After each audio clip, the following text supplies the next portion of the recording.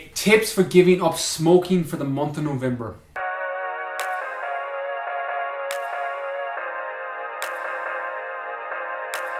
If you're a smoker and you're looking to give up cigarettes for the month of November, I'm going to do a quick video now and share a couple of strategies that I've used with people coming through my top 50 program that have helped them give up cigarettes long term. So the first thing is understanding that there's a physiological craving that you'll have when you give up cigarettes. So you'll have your nicotine craving. You're not addicted to the tobacco, it's the nicotine that has a stimulant effect on the body, and that's what you get addicted to. It's why when you get the gums or you get the patches that have nicotine, you're basically fixing what's going on from a physiological craving.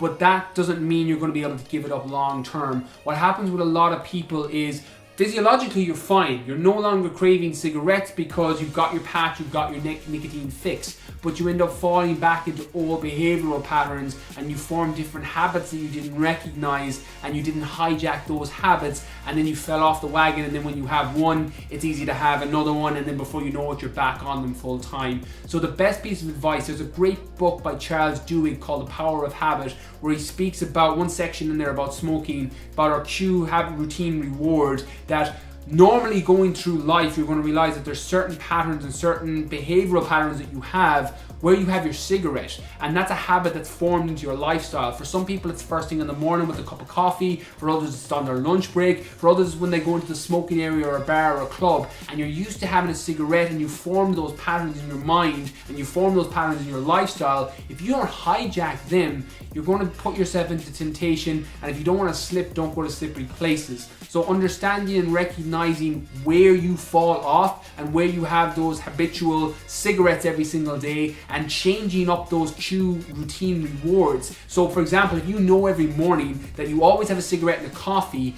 you need to change up that pattern. So if you go into Starbucks or Costa or the same coffee shop every morning where you have your cigarette outside, change up your route to work, change up the coffee shop you go to, change up something in that habit and change up something in that routine so that your brain isn't switching on to, I normally have a cigarette at this time. It's the same as if you go into a smoking area in a bar and you know that every time you've had one or two drinks, you're going to go out to the smoking area and have a cigarette, then that's your association with cigarettes.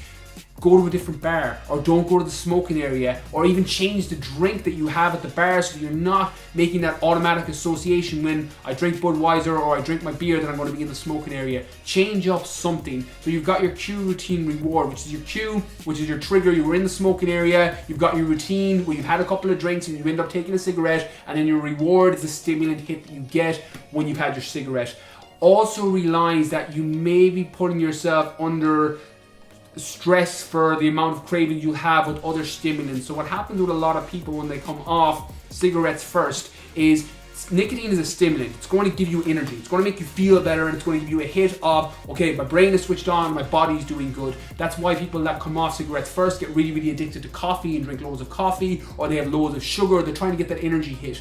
Recognize that that's a physiological response that you're going to have, and that will pass. So when you put it all together and you've covered yourself with your nicotine patches and you've got that physiological craving no longer coming up but inside you, you know that you're going to have a bad hit or craving for sugary drinks or Monster or Red Bull or cups of coffee to try and get your energy up because you're going to be tired all the time without your cigarettes, and then you've hijacked the different habits and the different behavioral patterns that you have. You're going to set yourself up for long-term success in being able to give them up for the month of November and being able to give them up long-term. And by all means, I'm not a smoker, but I've had my own issues with addictions, and the same pattern forms through whether you're a sex addict, whether you're an alcohol addict, whether you're craving for some other drug or whatever behavioral pattern that you formed, the same thing works. So hopefully this helps anyone that's looking to give up cigarettes for the month of November. If you know any friends that need help with it and you want to set them up for success, please tag them below. Thanks for watching. Catch you soon.